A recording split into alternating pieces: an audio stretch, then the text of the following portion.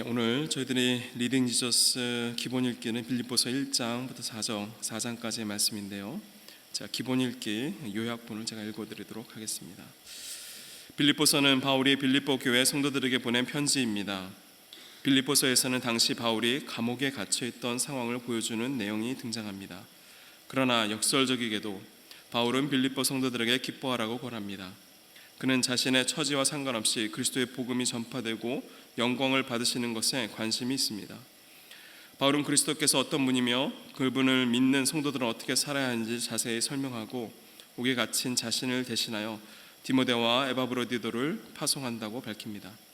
또한 빌립보 교회 성도들이 자신을 본받기 바란다는 담대한 고백을 합니다. 바울은 편지를 마무리하면서 다시금 성도들에게 주 안에서 기뻐하라고 권면합니다. 오늘 핵심 읽기인 빌립보서 2장의 말씀을 저희들 함께 살펴볼 텐데요. 1절부터 18절까지의 말씀을 저희들 함께 살펴볼 텐데 봉독은 5절부터 11절까지만 하도록 하겠습니다. 5절부터 11절까지. 성경을 찾으시는 동안 잠시 광고 말씀드립니다. 어제부터 G3가 컨퍼런스가 다음 세대를 위한 컨퍼런스가 시작되었는데요.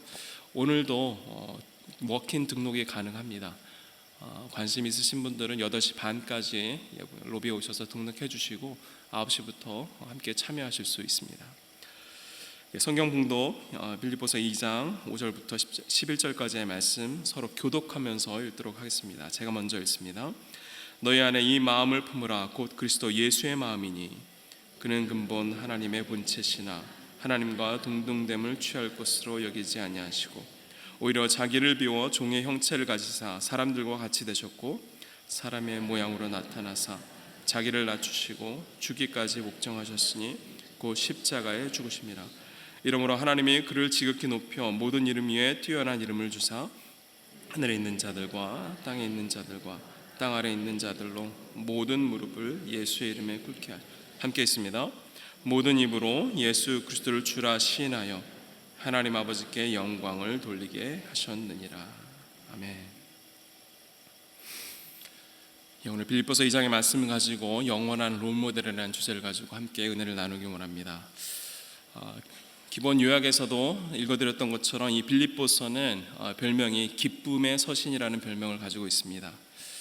그리고 그럴 것이 기쁨이란 단어가 빌립보서에 16번이나 나오게 됩니다. 그런데 이 빌립보 교회와 또 바울의 상황을 보면 과히 기뻐할 상황은 아니었습니다. 왜냐하면 바울은 이 감옥에 갇힌 상태였고 또 빌립보 교회에는 여러 가지 문제들이 있었습니다. 이 거짓 교사들 때문에 교회가 많이 시끄러웠습니다. 또 외부적으로도 이 그리스도인으로 살아간다라는 것은 그 당시에는 위협과 이 공격을 감수하면서 그리스도인이 되어야 했던 그런 상황이었습니다. 하지만 빌립보 교회는 이 복음을 전하는 일로 바울에게 칭찬을 받았던 교회였습니다. 하지만 그 가운데서도 여전히 분쟁과 다툼이 있었습니다.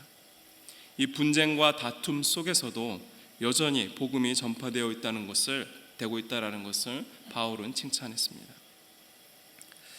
이 전체의 빌립보서의 내용을 보시게 되면 빌립보서는 다른 서신과 좀 다르게 교리의 내용을 다루고 있지 않습니다. 오히려 이 실천적인 면, 그리스도인으로서 어떻게 우리의 삶을 살아가야 되는지에 대한 내용을, 실천적인 면을 강조하고 있는 책입니다. 오늘 저희들이 2장을 살펴볼 것인데 이 2장의 시작 부분이 그러므로라고 시작이 되는데요. 그러므로는 그 전의 내용을 기반으로 해서 우리가 이해를 해야 합니다. 1장에서는 바울이 복음에 합당한 생활을 하라고 또 권면하면서 이 그리스도인이 가지는 두 가지 특권에 대해서 이야기를 했습니다. 한 가지는 그리스도인으로 그리스도를 믿는 것이 특권이고 또 그리스도를 믿기 때문에 우리가 함께 고난을 받는 것도 역시 특권이라고 바울은 이야기했습니다. 바로 전절인 2장의 전절인 1장 30절의 말씀을 보시면 이렇게 말씀합니다. 여러분은 내가 하는 것과 똑같은 투쟁을 벌이고 있습니다. 여러분은 내가 그렇게 하는 것을 보았으며 내가 그렇게 하는 것을 지금 소문으로 듣습니다. 바울은 자신의 삶을 이 투쟁이라고 표현했습니다. 그런데 자신만 투쟁하는 것이 아니라 여러분들도 함께 이 투쟁하고 있다는 것을 지적합니다.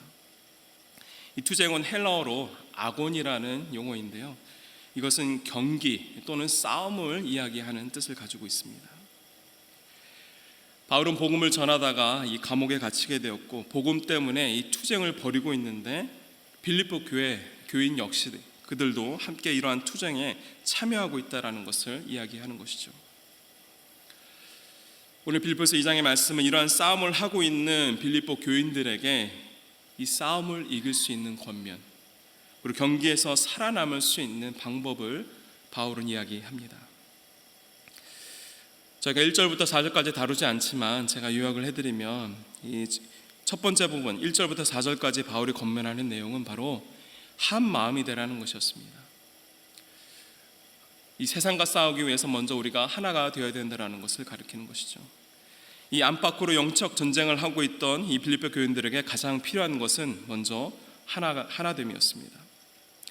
하나가 되기 위해서 나를 먼저 생각하지 말고 남을 높이고, 남을 먼저 생각하고 서로 돌아보는 일에 최선을 다하라고 권면합니다. 그리고 지금부터 시작하는 5절부터 이렇게 하나가 되기 위해서 필요한 것들을 5절부터 18절까지 말씀을 하고 있습니다. 바로 한 마음으로 섬기고 이 영적 싸움에서 승리하기 위해서 우리에게 필요한 것이 무엇인가? 오늘 말씀을 통해서 첫 번째로 주시는 교훈이 바로 예수님처럼 살라는 것입니다. 바울은 5절의 말씀에서 이 마음을 품으라고 강조하면서 강조한 것이 바로 세 가지였습니다. 예수님의 낮아짐, 예수님의 순종, 그리고 하나님의 영광의 도구로 살아가는 것을 강조합니다. 이 5절부터 11절까지의 말씀은 이 바울이 직접 쓴 거라기보다는 그 당시에 이 초대교회의 예배 가운데 불려졌던 이 그리스도 찬송시라고 많은 학자들이 이야기합니다.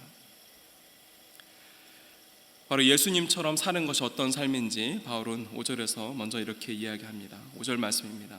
너희 안에 이 마음을 품으라, 곧 그리스도 예수의 마음이니. 여기서 너희 안에라고 이야기하는 것은 이 복수로 사용되었습니다. ESV에서는 이것을 among yourself라고 해석을 했습니다. 바로 너희 공동체 안에 이 마음을 품으라 라고 말씀하는 것이죠. 나 혼자 예수의 마음을 품는 것만 중요한 것이 아니라 이 공동체가, 온 교회가 함께 예수의 마음을 품으라고 바울은 권면합니다. 이 세상에서도 하나가 되기 힘들어서 소위 깍두기 형님들도 팔뚝에다 일심이라는 한자를 새기고 목숨을 바치겠다고 혈서까지 쓰는, 그런데도 항상 배신자가 나오는 세상의 모습을 보게 됩니다. 바울은 이렇게 인간의 나약함을 알고 하나됨을 위해서 가장 강조한 것이 바로 예수의 마음을 품는 것이라고 이야기합니다. 예수의 마음을 품는 것이 이것이 무슨 의미를 가지고 있는 것일까요? 저는 예수의 마음을 품는 것은 바로 예수님을 바라보는 것이라고 생각합니다. 흔히들 얘기하기를 부부관계에 있어서도 서로를 바라보지 말고 부부는 한 곳을 바라봐야 된다라고 이야기합니다. 교회 안에서도 마찬가지입니다. 서로가 서로를 바라보게 되면 기대가 생기기도 하고, 또 때로는 실망하기도 하고, 또 오히려 하나가 되기보다는 끼리끼리 문화를 만들어내기도 하고, 또 소외시키기도 하고, 그러한 문화가 교회에 나오게 됩니다. 그래서 서로를 바라보기보다는 모두가 한 곳을 바라보는 것, 바로 예수님을 바라보는 걸 통해서 하나됨을 이뤄야 된다는 것을 바울은 강조하고 있는 것이죠. 바로 이 예수님의 마음이 어떠한 마음인지 6절부터 11절까지 말씀하시는데요, 6절 말씀, 7절 말씀 제가 읽어드립니다. 그는 근본 하나님의 본체시나 하나님과 동등됨을 취할 것으로 여기지 아니하시고 오히려 자기를 비워 종의 형체를 가지사 사람들과 같이 되셨고. 이 하나님이 인간이 되신다라는 것은 이 삼위일체만큼이나 인간의 머리로 이해할 수 없는 신비적인 일입니다. 우리가 잘 알고 있듯이 이 창세기에서는 이 아담은 하나님과 동등된 위치에 서려고 했습니다. 그래서 죄가 들어왔습니다. 하지만 예수님은 하나님과 동등됨을 취할 것으로 여기지 아니하시고 그 자리를 거부하시고 종의 형체를 가지시게 된 것입니다. 종의 형체를 가지시기 위해서 예수님은 자기를 비웠다고 이야기합니다. 이 비우다라는 표현은 원어적인 표현으로는 케노시스라는 단어를 쓰고 있는데 이건 신학적인 논쟁에 굉장히 많은 그런 단어입니다. 과연 예수님께서 무엇을 비우셨는가? 성서학자 켈빈은 예수님의 신성을 가리셨다라고 해석했습니다. 신성이 사라진 것이 아니라 일시적으로 잠시 감춰졌다라고 이야기합니다. 하지만 신학자 오브라이언은 이것을 그리스도께서 자신을 쏟아 부으시고 이 자신의 전부를 내어주신 그 사실을 바로 이 시적인 찬송가의 형태로 표현한 것이라고 이야기합니다. 물론 두 가지 다 의미가 있지만 바로 그리스도께서 자신의 모든 것을 쏟아 부으시고 자신의 전부를 내어주신 이 모습이 이 빌립보서 2장의 내용에 확연히 드러나 있습니다. 예수님께서 자기를 비우신 다음에 예수님은 스스로 종의 형체를 가지셨다라고 말씀합니다. 스스로 종이 된다라는 것, 이 종이 된다라는 것의 의미는 종은 자기 결정권이 없습니다. 자기 결정권을 포기했다라는 말이고 이제부터는 명령에 따라서 순종하는 삶을 살겠다라는 것입니다. 그리고 종의 형체를 가지시고 예수님은 사람과 같이 되셨습니다. 하나님의 사랑을 우리가 이해하려고 충분히 알 수 있게 예수님은 인간에게 그 눈높이를 맞추신 것입니다. 이 말씀에서 이 사람과 같이 되신 것이 너무나도 중요한 것이 만약에 예수님이 우리와 다른 모습이셨다면 십자가와 부활 사건을 우리가 받아들일 수 없었을 것입니다. 로마서 6장 5절의 말씀을 보시면 만일 우리가 그의 죽으심과 같은 모양으로 연합한 자가 되었으면 또한 그의 부활과 같은 모양으로 연합한 자도 되리라. 죽으심과 같은 모양으로 부활과 같은 모양으로 연합되었다고 로마서에서 바울은 다시 한번 이야기했습니다. 우리와 같은 모양으로 예수님께서 나타나셨기 때문에 그의 죽으심과 부활의 모습처럼 우리도 똑같이 그렇게 부활할 모습을 또 확실한 소망 가운데 우리가 살아갈 수 있게 된 것입니다. 인간으로 오시기까지 우리를 사랑하신 그 사랑이 어떻게 표현되었는지 이 8절에서도 말씀합니다. 8절에 사람의 모양으로 나타나사 자기를 낮추시고 죽기까지 복장하셨으니 곧 십자가에 죽으심이라. 인간으로 오시는 것만으로도 쉽지 않은 일이었고 자신의 위치를 내리는 것도 너무나도 힘든 일이었음에도 불구하고 인간으로서도 가장 낮은 곳 바로 십자가의 죽음까지 예수님은 그것을 감당하셨습니다.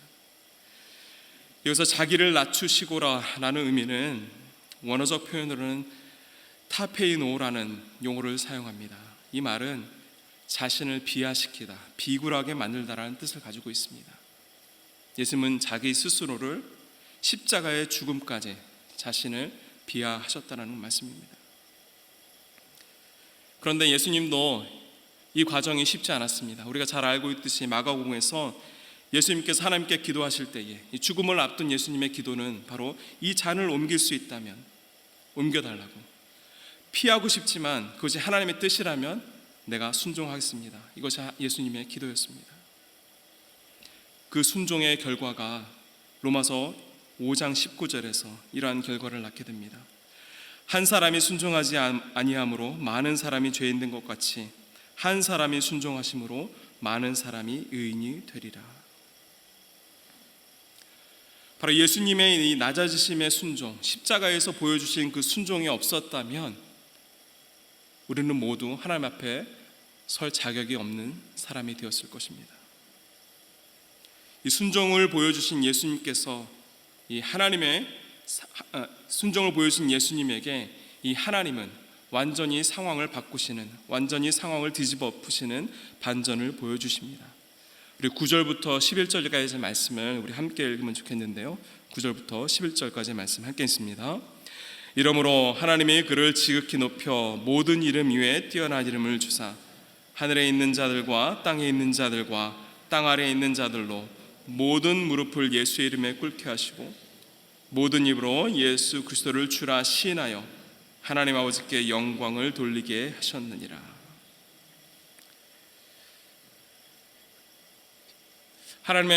하나님께서는 예수님의 부활 사건 전까지는 어찌 보면 침묵으로 일관하신 그러한 모습을 보게 됩니다. 십자가 사건까지는 과연 하나님이 어디 계신가 보이지 않습니다.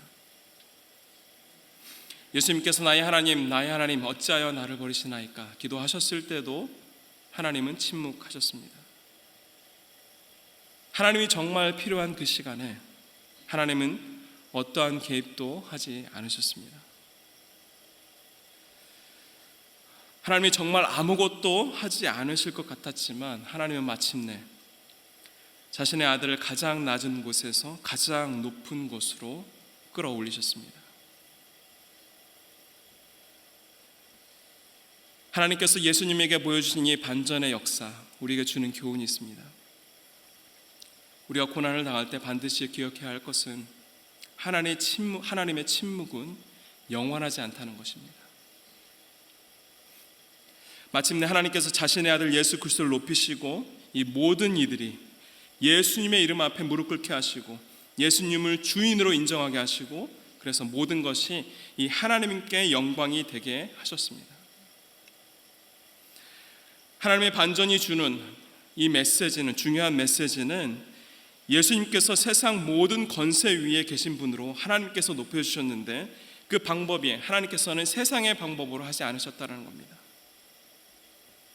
이 모든 것을 이긴 것은 바로 십자가를 통해서 모든 세상이 그리스도 예수 앞에 무릎 꿇게 하셨다라는 것입니다. 골로새서 2장 15절에서도 이렇게 말씀합니다. 통치자들과 권세자들을 무력화하여 드러내어 구경거리로 삼으시고 십자가로 그들을 이기셨느니라. 십자가의 죽음까지 순종하신 그 예수님께서 하늘의 영광을 보게 하신 그 반전은 바로 십자가의 능력이 얼마나 위대한지를 세상에 보여주신 것입니다. 저희들이 읽은 5절부터 11절까지의 그리스도의 찬송시를 통해서 우리는 과연 예수님처럼 사는 것이 무엇인지를 알게 됩니다. 자신을 낮추시고 순종하셔서 그것을 통해서 하나님의 영광이 드러나는 삶을 보여주셨습니다. 그것이 바로 예수님께서 보여주신 예수님처럼 사는 삶이었습니다. 우리가 예수님처럼 살아간다는 것 어찌 보면 불가능해 보이고 어떤 면에서는 교만한 것처럼 들리기도 합니다. 내가 나를 주장하고 싶을 때 나를 낮춰야 하고 또 세상의 방법이 아닌 십자가의 방법으로 세상을 이길 수 있는 이러한 경험들이 조금씩 늘어난다면 우리의 삶 속에서도 상황이 뒤집히는 이 반전의 은혜를 주실 것을 믿습니다. 오늘 말씀을 통해서 두 번째로 주시는 이 한 마음으로 섬기면서 영적 싸움에서 승리하기 위해서 주시는 이 두 번째 교훈은 바로 성령님과 함께 살라는 것입니다. 우리가 예수님처럼 낮아지고 순종하며 삶을 들여 하나님의 영광을 드러내는 삶을 살아갈 때에 우리 힘으로 이 모든 것이 이루어지지 않습니다. 바로 우리 안에서 역사하시는 이 성령님이 일하셔야만 합니다. 성령님이 우리를 어떻게 도와주시는지 12절부터 18절까지 말씀하시는데요, 이 세 가지를 말씀하십니다. 성령님이 우리와 함께 하시면서 우리의 구원을 이루어 주시고 또 하나님의 기쁘신 뜻을 위해 살아갈 수 있도록 능력을 허락하시고 또 고난 가운데도 기뻐할 수 있도록 하게 해주십니다. 바울은 다시 현실로 돌아와서 빌립보 교인들에게 예수님처럼 어떻게 살아갈 수 있을지를 권면합니다. 2장 12절의 말씀 우리 함께 읽으면 좋겠습니다. 2장 12절의 말씀입니다. 그러므로 나의 사랑하는 자들아, 너희가 나 있을 때뿐 아니라 더욱 지금 나 없을 때에도 항상 복종하여 두렵고 떨림으로 너희 구원을 이루라. 여기서 그러므로 시작한다는 이 연결구는 이 바울이 기록한 그 전의 찬송, 이 그리스도의 순종과 하나님의 반전의 사건이 현재의 내 삶과 우리의 삶과 연결되어 있다는 것을 의미합니다. 12절에서 읽었던 것처럼 너희가 나 있을 때뿐 아니라 더욱 지금 나 없을 때에도, 이 말은 내가 당신들과 함께 있든지 또는 없든지 상관없이 항상 복종해서 두렵고 떨림으로 구원을 이뤄가라는 말입니다. 여기서 중요한 단어가 두 가지가 나옵니다. 두렵고 떨림으로 구원을 이루어가라. 이 두렵고 떨림이라는 용어는 바로 바울이 있을 때나 없을 때 상관없이 순종하라라는 의미를 가지고 있습니다. 바울은 지금 내가 당신들과 함께 있지 않지만 하나님께서 이 바울을 통해서 일하시는 것을 인정하고 하나님 앞에서 갖춰야 될 경건의 태도를 가지고 내가 하는 말에 순종하라는 것을 바울은 강조한 것이죠. 바로 그 순종의 내용이 너희 구원을 이루라 라는 말입니다. 우리가 신앙생활을 하면서 구원을 받았다라는 말에 익숙하지만 이 구원을 이루라 라는 말은 조금 어색하게 들립니다. 풍삼기를 하시는 분들은 아셨겠지만 이 구원에 세 가지의 단계가 있습니다. 이것은 하나의 과정은 아니지만 세 가지 요소가 있습니다. 바로 과거 구원과 현재 구원과 미래의 구원이 있습니다. 이 과거 구원은 내가 예수 그리스도를 주로 영접하면 미래 구원은 보장되어 있습니다.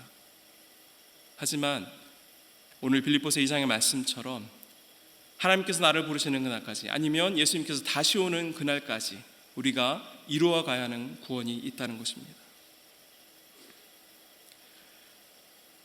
현재 구원은 과거와 미래 사이에 이 땅에서 우리가 살아가는 동안 믿음의 경주를 멈추지 않고 마지막까지 달려가는 것을 의미합니다.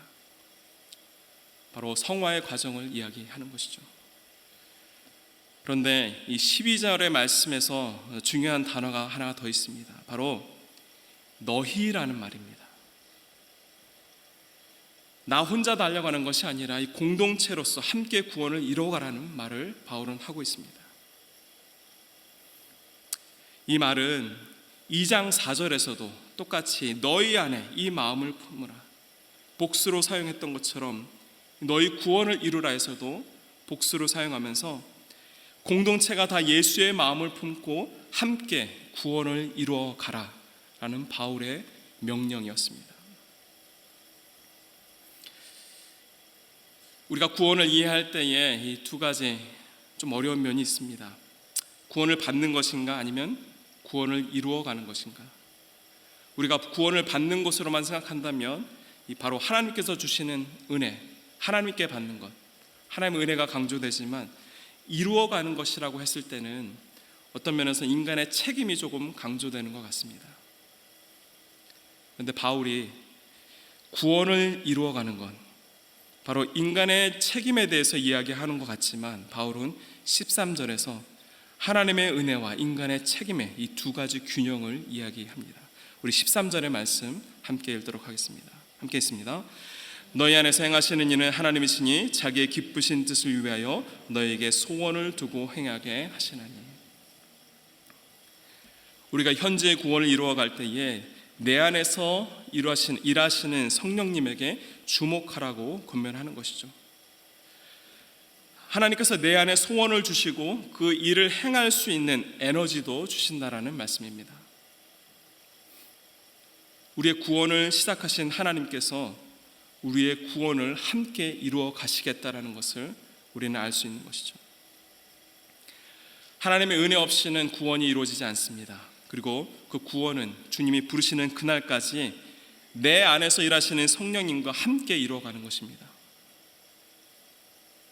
이렇게 하나님의 소원, 하나님의 기뻐하시는 일을 하는 것을 통해서 우리의 구원이 이루어져 가는데, 말씀드렸듯이 구원은 개인적으로 받게 되지만 그 구원을 이뤄가는 것은 혼자 하는 일이 아니라는 것이죠.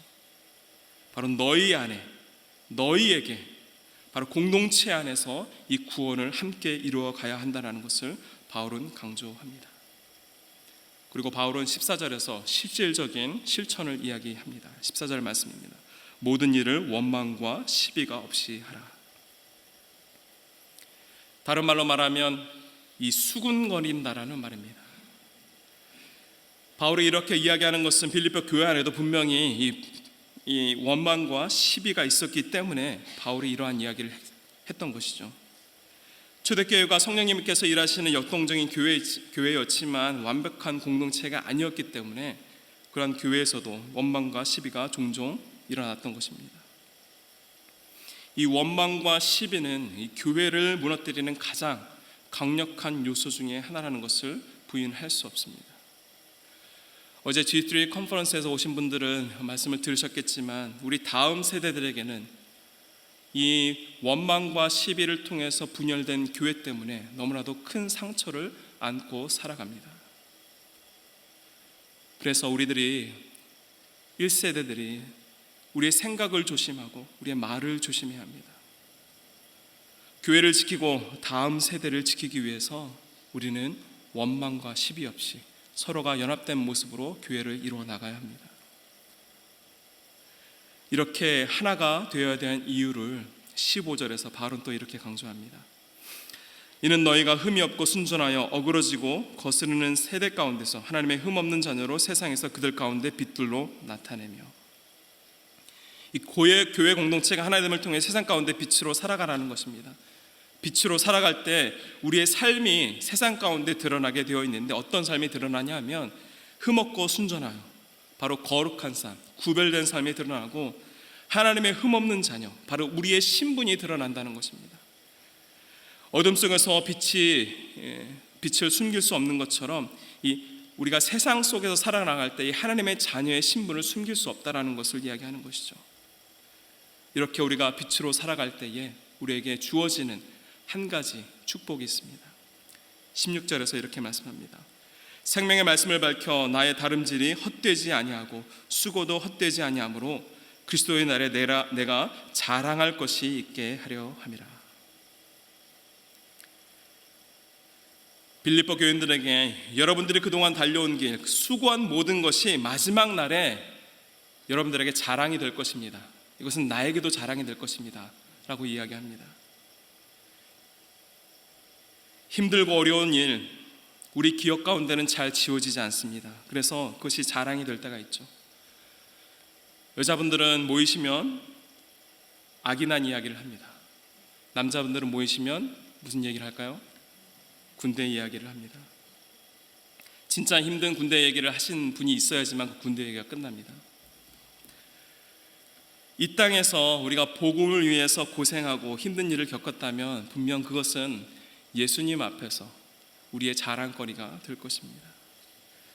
바울은 갈라디아서 6장 17절에서도 이렇게 얘기했습니다. 내가 내 몸에 예수의 흔적을 지니고 있노라.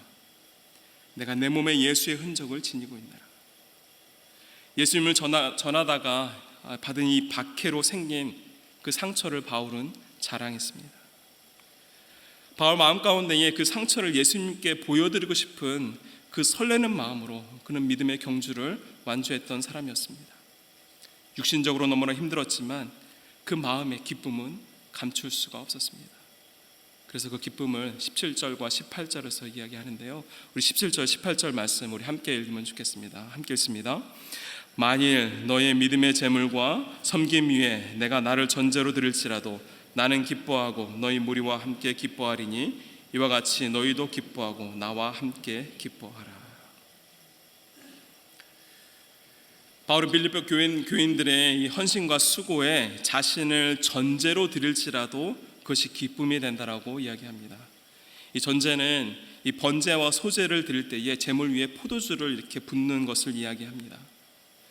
전제는 이 단독으로 드릴 수 없는 제사였습니다. 다른 제사와 함께 드리는 제사를 전제라고 이야기합니다. 여기서 전제는 바로 바울의 죽음을 이야기합니다.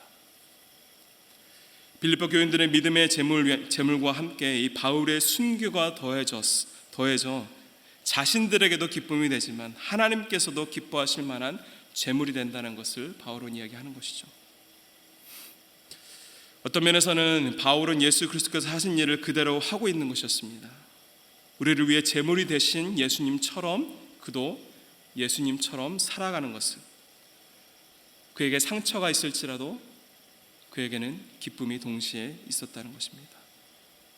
지금으로 말하면 바울은 예수님을 이 자신의 삶의 롤 모델로 삼은 것이었습니다.